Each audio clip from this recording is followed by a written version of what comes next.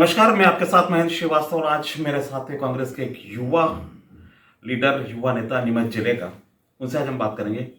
तरुण बाहेती, कांग्रेस के अनेक पदों पर आप रहे, पार्टी में बहुत पदों पर इन्होंने काम किया, लगातार सक्रियता इनकी राजनीति में कांग्रेस में है। आज मेरे साथ हैं, मेरे साथ जुड़ रहे हैं वो। तरुण जी, आपका स्वागत है। नमस्कार। आज मौका मिला मुझे आपके साथ बात करने का। कांग्रेस लगातार पिछड़ती जा रही है। प्रदेश में कांग्रेस सरकार बनी 15 माह की, फिर वापस सरकार चली गई। आखिर नीमच जिले में कांग्रेस क्यों पिछड़ रही है? ये कांग्रेस पिछड़ नहीं रही है। भाजपा जो सत्ता में आई है, झूठे वादे करके सत्ता में आई है। और अभी कांग्रेस की सरकार बनी थी, धोखाधड़ी करके कांग्रेस की सरकार को भाजपा ने अपनाया और हमारे विधायक खरीदे और विधायक को खरीद फरोख्त करके उन लोगों ने सरकार बनाई। जनता तो उनको नकार चुकी थी, तो कांग्रेस के पिछड़ने के कारण नहीं, कांग्रेस आज भी जनता की पसंद है और पहली पसंद है। फिर भी कहीं ना कहीं आज जो इलेक्शन होते हैं उतनी भीड़ जुटा नहीं पाती है, चुनाव में कांग्रेस हार जाती है, तो कांग्रेस कहीं ना कहीं तो पिछड़ी है ना जिले में। नहीं मानते आप? भीड़ तंत्र जुटाने का मामला है। जहां तक है कि सरकार भाजपा की है, तो भाजपा सरकारी मशीनरी का उपयोग करके भीड़ बुलवाती है। आंगनबाड़ी की महिलाएं हो गई, आशा कार्यकर्ता हो गई, लोगों को झूठ बोल के प्रमाण पत्र देंगे और सरकारी आयोजनों के द्वारा वो भीड़ जुटाते हैं। बाकी जनता में उनके प्रति अब बहुत ज्यादा नाराजगी है भाजपा के प्रति।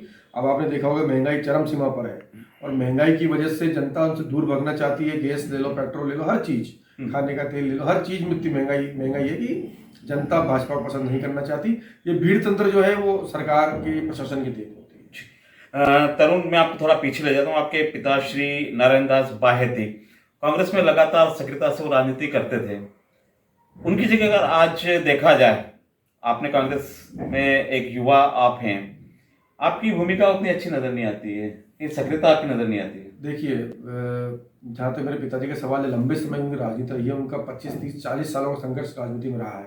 उन्होंने सीताराम जी जाजू, उन्होंने प्रसाद जी वर्मा, बालकवि बैरागी जी और कई वरिष्ठ नेताओं के साथ काम किया। तो उनका अपना एक समय था और उसके बाद मैं लगातार अपने क्षेत्र में सक्रिय हूँ और हर मुद्दे पर मैंने नीमच के लिए, नीमच के हित के लिए, नीमच के विकास के लिए हर मुद्दे पर लड़ाई लड़ी है। आप चाहे रेलवे का मुद्दा लो, अस्पताल का मुद्दा, सड़कों का मुद्दा लो, हर एक मुद्दे पर, मंडी हो गई, कृषि किसानों के मुद्दे हो गए, बिजली की समस्या हो गई, हर एक मामले पर हमने लड़ाई लड़ी और मैं उसके बराबर प्रयास करता हूं कि हम हर मुद्दे, किसानों के या व्यापारियों के या आम जनता के हर मुद्दे को मैं हल करूँ। 2003 से भाजपा मध्य प्रदेश में सरकार में है, विधायक यहाँ पर भाजपा के हैं। जितने डेवलपमेंट नीमच विधानसभा में हुए, आपके कार्यकाल में कोई डेवलपमेंट नजर नहीं आता? जब पहले आपके विधायक रहा करते थे, आपकी सरकारें हुआ करती थी, वो तो बताइए आप। भाजपा ने दिया ही क्या है नीमच को? एक ऐसी बड़ी उपलब्धि नीमच में नहीं है। वर्तमान विधायक की बात करो, दिलीप सिंह परिहार जी ले लो या उससे पूर्व ले लो, एक भी बड़ी उपलब्धि नीमच की भाजपा ने नहीं दी, जिसमें उंगलियों पे गिना सकने वाली उपलब्धि भी नहीं है। यहाँ पर टाउन हॉल दिया तो कांग्रेस ने दिया, स्टेडियम दिया तो कांग्रेस ने दिया। पुराने समय में, आज हमारे नए विधायक की बात करें, नए बाद वाली पीढ़ी में, तो रेतम विराज का निर्माण किया तो कांग्रेस ने किया, गाड़ी की सड़क का निर्माण किया तो कांग्रेस कार्यकाल में हुआ। भाजपा की ऐसी कोई बड़ी उपलब्धि है ही नहीं जिनको वो गिना सके और कह सके और सीना ठोक के कह सके मैंने नीमच के लिए काम किया। ट्रामा सेंटर उन्होंने दिया, मेडिकल कॉलेज के प्रोसेस उनकी है। मेडिकल कॉलेज उन्होंने नहीं दिया, मेडिकल कॉलेज दिया कांग्रेस की देन है, कमलनाथ जी की देन है। और कमलनाथ जी ने मंदसौर में मेडिकल कॉलेज देने के बावजूद नीमच के हितों का ध्यान रखते हुए, नीमच की जनमानस का ध्यान रखते हुए नीमच में मेडिकल कॉलेज दिया। जबकि 50 किलोमीटर पे चित्तौड़ मेडिकल कॉलेज और 50 किलोमीटर मंदसौर मेडिकल कॉलेज है। उसके बावजूद भी कमलनाथ जी ने जनमानस की भावना को ध्यान रखते हुए कांग्रेस ने मेडिकल कॉलेज दिया, जबकि भाजपा के सांसद ने कह दिया आप लेट हो चुके हैं और विधायक ने तो मना ही कर दिया, तो उनके पास की बात ही नहीं थी। वर्तमान विधायक की देखा जाए तो ये सब कांग्रेस की देन है। मेडिकल कॉलेज दिया, जो महत्वपूर्ण उपलब्धि अगर नीमच की कोई है मेडिकल कॉलेज, तो कांग्रेस की देन है। कृषि उपज मंडी की बात करें तो भाजपा ने कृषि उपज मंडी में इतने सारे काम किए जो आपके पार्टी के थे, तब कोई काम नहीं हुआ। कृषि उपज मंडी जस की तस हालत में है। जो सीमा बढ़ाई गई थी कांग्रेस की, कांग्रेस जो मंडी की सीमा आज भी वही है। ये दुखद है नीमच के लिए।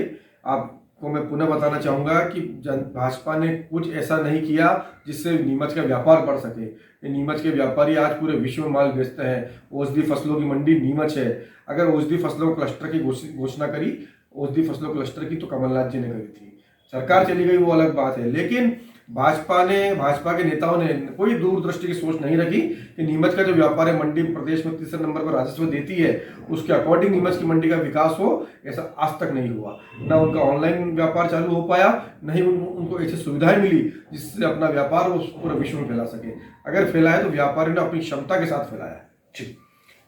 कोई काम नहीं किया। आप कह रहे थे व्यापारी भाजपा को वोट करते हैं, किसान भाजपा को वोट करते हैं, तो क्यों वोट दे रहे हैं भाजपा को? देखिए, भाजपा को वोट देने का जहाँ सवाल है, मतदाता का अधिकार होता है। हो सकता है हमने कुछ कमियां रही हो, हमने पहले ऐसा काम नहीं किया तो भाजपा जनता ने हमको सजा दी। हम आज 10 साल से केंद्र में सत्ता से बाहर है, 7 साल हो गए हैं, प्रदेश में 15 साल से बाहर है, लेकिन अभी हमारी सत्ता आ चुकी थी। आप गलत कह रहे हैं, भाजपा कांग्रेस को वोट नहीं दिया, वोट भी दिया और सरकार भी बनी, लेकिन विधायक तो नहीं जीता ना, विधायक नहीं जीता। हो सकता है तीनों सीटें हारे ना। बिल्कुल बिल्कुल, तीनों सीटें हारे, वो हम जनता का परिणाम उनको स्वीकार करते हैं। सिर पे ताज के माफिक उनका परिणाम स्वीकार है। टिकटों में गलत कह सकते हैं कि टिकट का फेरबदल हुआ हो, कुछ इस बात को रही हो, क्योंकि हमारा नीमच का जो विधानसभा का टिकट था वो दूसरे प्रत्याशी जावत से मांग उनको दिया गया, उसका भी असर नीमच की सीट पे रहा। लेकिन जनता कांग्रेस को पसंद नहीं करती ऐसा कुछ नहीं है। जनता पहले भी पसंद करती थी, आज भी पसंद करती है और कल भी पसंद करेगी, क्योंकि हम लोग जो काम करते हैं वो किसान हित में, व्यापारी को हित में और सर्व समाज को लेकर काम करते हैं। केवल घोषणा करते हैं आप, 2 लाख बीमा घोषणा थी, नहीं, फसल बीमा घोषणा थी, काम नहीं करते आप, काम नहीं करते आप ये जो आरोप लगा रहे हैं ये गलत है। कमलनाथ जी ने 2 लाख की घोषणा करी और डिफॉल्टर किसानों के सारे के सारे डिफॉल्टर किसानों के 2 लाख रुपए कर्जे माफ हुए। और प्रथम दृष्टया में 50,000 की उन्होंने 50,000 1 लाख रुपया उन्होंने, देखो पूर्व की सरकार, वो भी इसलिए करना पड़ा कि पूर्व की सरकार खजाना खाली करके गई थी। मध्य प्रदेश को शिवराज सिंह जी ने साफ कर दिया था। उसके बाद उन्होंने 50,000 के कर्जे माफ किए, 1 लाख के कर्जे की प्रोसेस स्टार्ट हो गया था। उसके बाद उन्होंने सीधा ये 2 लाख रुपए कर्जा घोषणा की बात की, जिनके 2 लाख रुपए बाकी हैं उनको हम माफ करेंगे। डिफॉल्टर किसानों के माफ हो चुके थे। और आपको एक बात और बता दूं कि नीमच और मंदसौर सहित पूरे मध्य प्रदेश में जो कर्जे माफ हुए, 26,000 किसानों के कर्जे माफ हुए। और ये खुद शिवराज सिंह जी ने विधानसभा के पटल पर स्वीकार किया कि हाँ, मध्य प्रदेश की पूर्व सरकार ने 26,000 किसानों के कर्जे माफ किए। खजाना खाली तो आप कह रहे हैं ना, 2003 में दिग्विजय सिंह गए थे, तब भी खजाना खाली करके गए थे, तो सर डेवलपमेंट कैसे हो गया मध्य प्रदेश का? कहाँ डेवलपमेंट है, कौन सा? अभी आप देखिए, अभी कल पर 4 दिन पहले सड़कों का जाल बिछा, 4 दिन पहले रिकॉर्ड आपके समझ में क्या था? आपके समझ में क्या था? मध्य प्रदेश पूरे विश्व में 4थे नंबर पे आया है गरीबी के मामले में। अभी कल परसों रिपोर्ट आई है, विश्व स्तर की रिपोर्ट आई है, मध्य प्रदेश इतना नीचे गिर चुका है। आप कह रहे हैं कि सड़कों के जाल पीछा, मगर खजाना खाली था। आज उस समय का कर्ज देख लीजिए प्रति व्यक्ति मध्य प्रदेश में कितना था और आज कितना है। 7 गुना कर्ज मध्य प्रदेश के आदमी के ऊपर बढ़ चुका है। कर्जा लेकर घी पीना कुछ भी हो सकता है, लेकिन जनता के लिए विकास किया, जनता को, किसानों को फायदा पहुंचाया, कृषि आमदनी बढ़ी, ऐसा कुछ भी नहीं।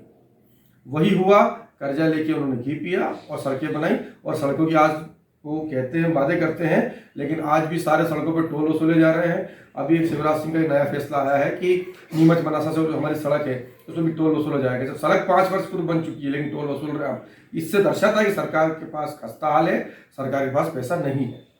चलिए बात करें तरुण नीमच विधानसभा की। आप कैसा डेवलपमेंट चाहते हैं नीमच में? ये विधानसभा में ये काम होना चाहिए जो दिलीप सिंह परिहार, शिवाजी या भाजपा सरकार नहीं कर पाई। देखिए, मैं एक सबसे बड़ी भाजपा की कमी बताता हूँ, भाजपा में दूरदृष्टि के नेता नहीं, जो लंबी सोच रखे। विधायक भले बन जाओ, लेकिन जनता का हित कितना हम कर पाए वो महत्वपूर्ण बात होता है, जन भावना महत्वपूर्ण होती है। नीमच के अंदर जहाँ तक विकास की बात है, नीमच का एक विकास प्राधिकरण बनना चाहिए। नीमच और मंदसौर को शामिल करके एक विकास प्राधिकरण बनना चाहिए। विकास प्राधिकरण होने के बावजूद कई विकास के कार्य उसके अंदर आ जाते हैं। नीमच क्षेत्र की सीमाएं बढ़नी चाहिए। आज देखिए 4 लेन से 4 लेन, आज हिंगोरिया हो गया, कनावटी हो गया, डुंगलावदा हो गया, जमुनिया कला तक, ये गांव नीमच की सीमा में नगरपालिका क्षेत्र में शामिल होना चाहिए, जिससे नीमच के नगरीय क्षेत्र का विकास हो सके। इसकी कोई योजना भाजपा सरकार या विधायक जी ने अभी तक कोई घोषणा ही नहीं करी, या कोई बात ही नहीं करना चाहिए कि हम लोग नीमच की सीमा बढ़ाएं। ये एक महत्वपूर्ण काम नीमच के हित में होना चाहिए। नीमच की मंडी का जो है इसका क्लस्टर बनना चाहिए। नीमच की मंडी विश्वव्यापी मंडी है। औषधि फसलें पूरे डाबर, बाबा रामदेव और पतंजलि जैसे बड़े बड़े जो लोग हैं वो नीमच से खरीदी करते हैं। एक इनका प्लेटफॉर्म बनना चाहिए। जो औषधि फसलों के लिए नीमच सबसे बड़ा क्लस्टर है, मध्य प्रदेश की सबसे बड़ी औषधि मंडी नीमच में है, इसका विकास होना चाहिए। भाजपा की हालत तो इतनी गई गुजरी है कि कृषि उपज मंडी बनके 3 साल से तैयार पड़ी है, लेकिन वो उद्घाटन नहीं कर पा रहे, लोगों को वहां नहीं बेच पा रहे। कार्य क्षमता ही नहीं है, काम ही नहीं करना चाहते, सिर्फ वादे करते हैं, फोटो खिंचा रखते हैं। बाकी उन्होंने नीमच का विकास नहीं किया, विनाश किया। अगर इस जगह दूरदृष्टि के विधायक होते या अच्छी सोच के विधायक होते तो नीमच की जनता को आज कहीं अच्छा नीमच देखने को मिलता। जी जी। तरुण, यदि पार्टी आपको अवसर देती है, क्या लग रहा है आप विधानसभा लड़ेंगे? बिल्कुल बिल्कुल लड़ेंगे, और पार्टी अवसर देगी, देगी ही। हम जनता के बीच में मैं बराबर सक्रिय हूँ, और जनता के साथ कांग्रेस पार्टी का भी मैंने हर स्तर पे काम किया, राष्ट्रीय स्तर पे मैंने पार्टी के लिए काम किया है। 12 राज्यों में मैं संगठन का काम कर चुका हूँ, आज भी जाता हूँ। जिले में पूरे लेवल पे मध्य प्रदेश यूथ कांग्रेस का मैं लगातार 2007 से प्रदेश सचिव रहा हूँ। बार बार हम इलेक्शन फाइट करके मैं बना हूँ महासचिव। अभी मैंने 2020 में पद छोड़ा है, तो लगातार मैं सक्रिय बना हूँ, जनता के बीच में हूँ, और जनमानस की लड़ाई लड़ते हैं, तो निश्चित है कि पार्टी मौका देगी। आपकी पार्टी के लोग कहते हैं कि तरुण झंडा तो कांग्रेस का उठाता है और मदद बीजेपी की करता है। ऐसा नहीं है, भाजपा की मदद करने का मतलब, आपके लोग कहते हैं। भाजपा की मदद कैसे की जाती है? अगर कोई काम करने के लिए भाजपा के आदमी मेरे पास आएगा तो मैं उसका भी काम करूंगा। कांग्रेस के कार्यकर्ताओं का काम कांग्रेस नहीं का करते, कार्यकर्ता नहीं करते उनका चलो काम आप। करते ही हैं, लेकिन भाजपा के भी लोग अगर काम कराने आएंगे तो हम उनका भी काम करेंगे। हम जनता के सेवक हैं, जनता के बीच में रहना चाहते हैं, तो उसमें कांग्रेस अगर नेता बनने के बाद या निर्वाचित प्रतिनिधि बनने के बाद इसमें कोई देखा नहीं जाता है किसने हमको वोट दिया किसने नहीं दिया।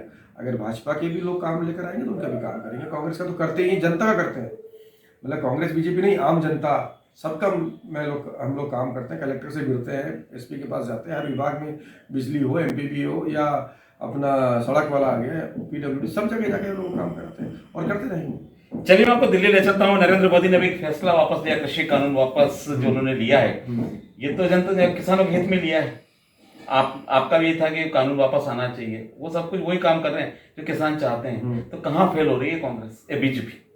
बीजेपी ने ये कानून भाजपा के मुंह पे खुद ही अपने द्वारा ही मारा गया तमाचा है, खुद के गाल पर मारा गया तमाचा है भाजपा कृषि कानून की वापसी। आप देखिए कि जहां भाजपा ने पिछले 26 नवंबर से आंदोलन चल रहा था, आज 1 साल पूरा हो गया, उस आंदोलन के चलते भाजपा को उस दबाव में, विपक्ष की एकजुटता और किसानों के दबाव में ये कानून वापस लेना पड़ा। पहली बार नरेंद्र मोदी को जो जनता के सामने, किसानों के सामने झुकना पड़ा। ये कृषि कानून इतना खतरनाक था कि देश को गुलाम कर देता। जो 1947 के पूर्व की आज़ादी, जो गुलामी थी, आज़ादी की लड़ाई थी, ये उन्हें उसी आज़ादी की लड़ाई वापस जनता ने जीती है नरेंद्र मोदी की तानाशाह सरकार से। पिछले 1 साल से मांग कर रहे थे, पूरे कृषि कानून इसलिए ना पड़ा कि उन्हें अपनी जमीन खिसकने का डर लगने लग गया था।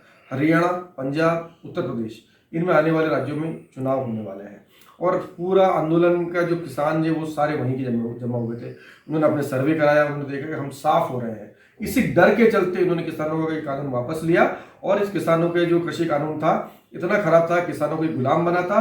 कृषि, हमारी जमीन है, वो लोगों के घर, बड़े बड़े अडानी और अंबानी जैसे लोगों के वहाँ पर गिरवी हो जाती, और किसान गुलाम होकर रह जाता। इस कृषि कानून का इतना पुरजोर पूरे देश में विरोध हुआ, पूरे विश्व स्तर पे इसका लोगों ने विरोध भी किया, लेकिन मोदी सरकार के कानों पर जूं नहीं रहेंगी। लेकिन जनता की जीत हुई, विपक्ष की जीत हुई, कि मोदी सरकार को झुकना पड़ा और कृषि कानून वापस लेना पड़ा। इलेक्शन आ रहे हैं विधानसभा के 2023 में और 2024 में केंद्र के इलेक्शन भी आ जाएंगे। क्या स्थिति रहेगी कांग्रेस की मध्य प्रदेश में? मध्य प्रदेश में पहले भी कांग्रेस सरकार 15 महीने की रही है, तो भाजपा ने झूठ बोलकर, धोखा देकर विधायकों को खरीद कर सरकार बनाई। जनता तो तैयार बैठी है वापस बदला चुकाने को। सरकार बनेगी कांग्रेस की सरकार, पूर्ण बहुमत, 2/3 बहुमत के साथ कांग्रेस सरकार बनेगी, और वापस कमलनाथ जी मुख्यमंत्री। आप श्योर हैं? 101% कमलनाथ। 30 नवंबर 2021 है। बिल्कुल, आप 30 नवंबर 2023 के सब लगभग इलेक्शन घोषित हो जाएंगे, और दिसंबर में रिजल्ट आ जाएंगे अगले 2023 में। आप देखेंगे कि मध्य प्रदेश के मुख्यमंत्री कमलनाथ जी हैं, और कमलनाथ जी वापस वही भू माफियाओं के खिलाफ अभियान चलाएंगे, वापस मिलावटखोरों के खिलाफ अभियान चलाएंगे, शिक्षा माफियाओं के खिलाफ अभियान चलाएंगे, मेडिकल माफियाओं के खिलाफ अभियान चलाएंगे। ये डर था भाजपा को कि उन्होंने मेडिकल, जो जनता के बीच में काम कर रहे थे, इतने बड़े बड़े काम किए उन्होंने कि कमलनाथ जी ने सबसे पहला काम किया मिलावटखोरों के खिलाफ अभियान चलाना। नीमच जिले में सर्वाधिक रासुका, 7 रासुका लगी मिलावटखोरी की। ये विडंबना है, नीमच का दुर्भाग्य है कि नीमच के विधायक और सांसद ऐसे बैठे हैं कि मिलावटखोरी के वापस जो अपराधी थे उन पर रासुका हटवा दिए उन्होंने, उनकी सरकार आते ही। कमलनाथ जी ने काम किया भूमाफियाओं के खिलाफ, पशुपतिनाथ मंदसौर की 250 करोड़ की भूमि को उन्होंने मुक्त कराया, पूरे मध्य प्रदेश में जमीनों को मुक्त कराया। उनका अगला मिशन था मेडिकल माफिया प्लस शिक्षा माफिया। उनकी सोच थी कि हर शिक्षा हर आदमी के, छोटे आदमी के भी अधिकार क्षेत्र में होनी चाहिए। चलिए तरुण, अगली बार फिर मिलेंगे 30 नवंबर 2021। आपने 2/3 बहुमत की बात करी, डेफिनेट चुनाव होंगे, परिणाम आएंगे, फिर तरुण के साथ फिर बैठेंगे। नीमच में, मंदसौर में और जावद में विधायक भी कांग्रेस का होगा। पूरे मध्य प्रदेश में कांग्रेस की लहर होगी, कांग्रेस सरकार होगी। चलिए बहुत बहुत धन्यवाद, धन्यवाद। मिलेंगे आपसे, थैंक यू। धन्यवाद।